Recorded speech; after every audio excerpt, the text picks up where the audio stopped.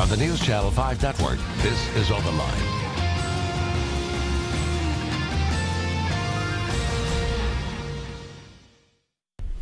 Welcome to OpenLine tonight. Hope you're having a great Monday. I'm Carrie Sharp. I am joined by Matt Lowney, a career advisor. Thank you so much for being here. Happy to do it. If you are looking to start a new job in 2016, this is the show for you tonight. We're going to open up the phone lines, take your calls if you have any questions about your resume, what are hot careers right now, how to apply for a job, the do's and don'ts of interviews.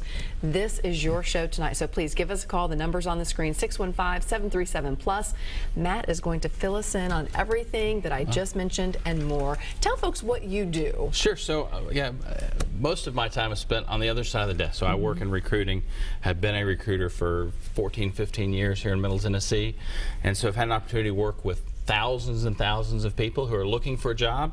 And so hopefully can kind of impart a point of view from the other side of the desk. So there's always seems to be this assumption on how employers look for people. And what we try to do when we talk to folks is try to give them a real perspective, and not just mine, but talking to lots of other recruiters and say, hey, this is really what we look for when we are looking for candidates and interviewing people, and why do we ask questions and all of that. Yeah, because some of those questions you think, where are they coming from? Do they want a real answer or a canned answer? What do they want? Exactly. You know? Exactly. That happens a lot. That's fair enough. Okay, give me the big picture. Nationwide, how are we looking job-wise for 2016? So, I mean, if we kind of look at the end of this year and momentum forward, it's good. I mean, you look at it and go, kind of there's three layers of this. I think at the U.S. level we're at 5%, which is the lowest we've been in years and years and years since pre-recession. When it comes to the jobless rate. Jobless rate, 5%, that's right. And that's amazing. I'm no economist, but our kind of addition of jobs every month seems to be healthy. I think Davidson County, we're very fortunate. We have we're actually under the national average at 4.2%. Nice. But Tennessee always seems to be kind of stuck. We're about 5.6% as a state. We always tend to have that. Davidson County is below the average. The state's above it. In fact, we're in the bottom 25% as far as states go in terms of unemployment. But Middle Tennessee is a really good place to be right now if you're looking for a job. If you look at the 10 counties with the lowest unemployment rate, 7 of them are Middle Tennessee. That's great Davidson County and everyone that touches Davidson County. Great. So there is a lot of opportunity going on right now. I mean, if you just look at the buildings going up and the warehouses being built, things are good. That's right, exactly. What are the hot careers right now? So, I mean, talking Middle Tennessee, I guess that's the most relevant point of view. So, I mean, obviously healthcare, we have, 350, 400 healthcare companies based here. And I think I tell a lot of folks, of course, we all hear about direct patient care, nurses and things, hospitals, that's fine. Both from trying to find talent, where it's tough for guys like me to find people, and where the opportunity emerges is really the back office. That's what we do so well here in town. I mean, all the way from customer service to, very, very high-end, CEOs, CFOs, COOs are very hard roles to fill. So healthcare is clearly that. Automotive, I mean, no surprise there. We're really becoming the automotive hub of the country. I mean, Nissan and Bridgestone tend to be the two pieces of that, but it's all this supportive stuff and those jobs that come along.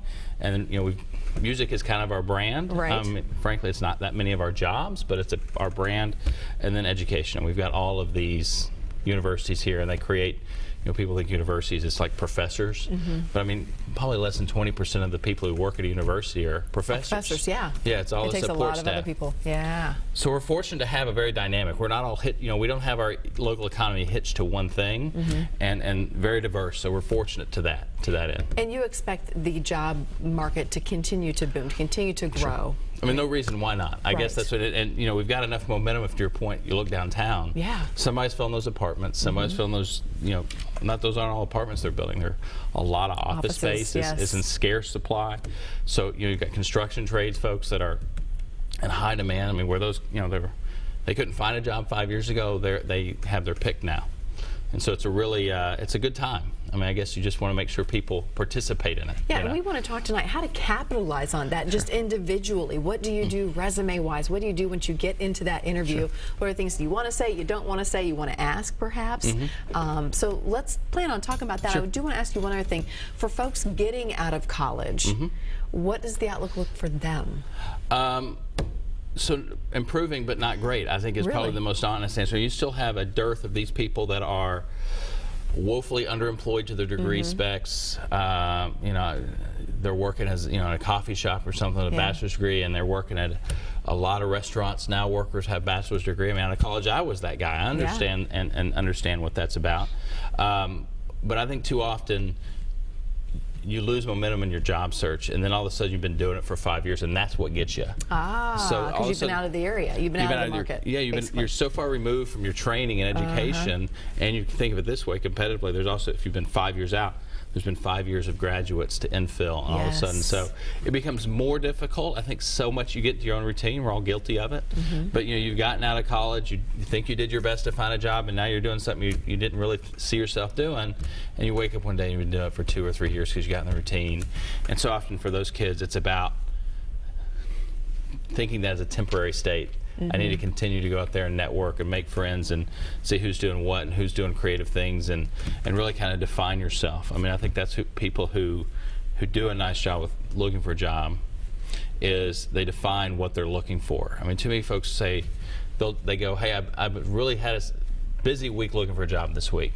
Well, what'd you do? I applied for 300 jobs. Well, no, you didn't. You stayed busy. Yeah. And you felt better about it, but it wasn't an action-oriented, it's not a results-oriented activity. You're saying you've got to zero in on what you really want to do. Who are you, what do you want to be, and who do you need to know? Say that again. What are you, who do you want to be, and more importantly, who do you want to know? Who are those people that hire people like you? And it's hard. I know I make it sound super simple up here.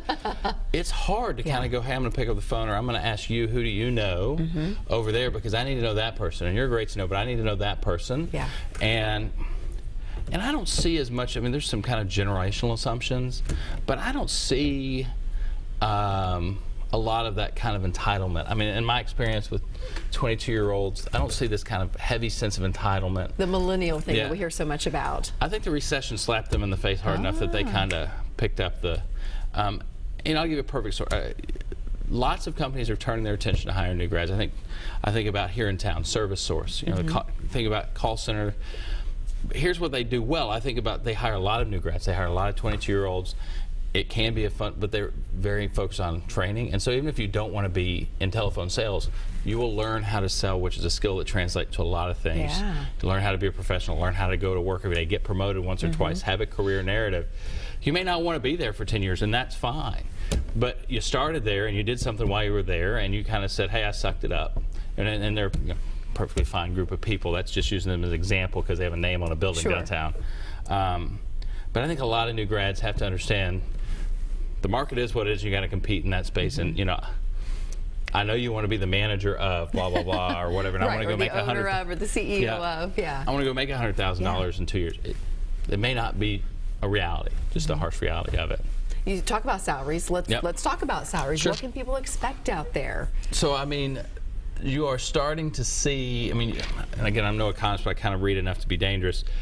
The thing that's been unique in this recovery is that the salaries, or the hourly wage, usually when unemployment goes down, that goes up, and it kind of has, you're just now seeing that kind of bend back up.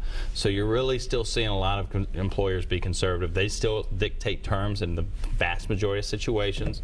There are really hyper niche roles like IT, and I'm not an IT guy, but that they're kind of outside the bounds of that. But I think if you look at most employers, they still kind of say, hey, this is what we can afford to pay. We've learned our lesson during the recession, and so we're going to be more conservative.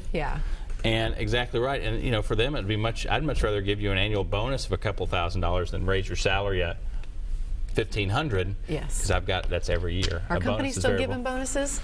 Sure. Oh yeah. Yeah. I think you'll see more. I mean, I think more importantly, I see more and more companies funding their bonuses. I mean, that's why you have bonuses so much for employees. It gives them variability, control expense. And so I've seen more and more companies having good enough years that they fully fund it. And so, yeah, absolutely.